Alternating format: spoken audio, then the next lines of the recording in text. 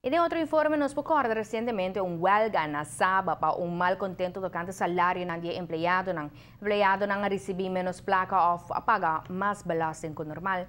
Essa que conduz a incertidumbre grande cerca do empleado na Saba, pero agora a que solucionar.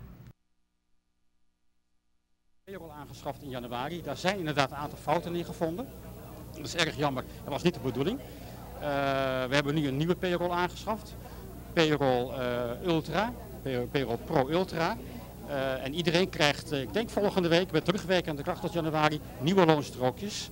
En dat wat rechtgesteld moet worden, dat wordt rechtgezet. Er waren een aantal personeelsleden die inderdaad dubbel hebben betaald aan loonbelasting. Dat krijgen ze allemaal uiteraard terug. En voor de rest is het tientjeswerk.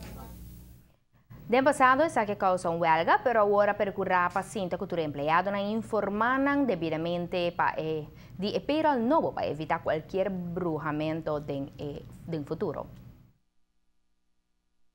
Rustig. We hebben ook een uitgebreide presentatie gehouden langs alle huizen. We hebben een presentatie gegeven, informatie over de nieuwe payroll, hoe ze een nieuwe payslip moeten gaan lezen. Want dat is ook nog een kunst, hoe lees je je payslip? Dat hebben ze allemaal uitgelegd.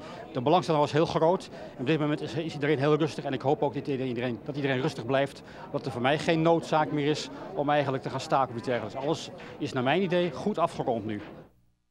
Também está remarcar que tem bom contato com o sindicato não concerni para assim ter uma melhor relação de trabalho.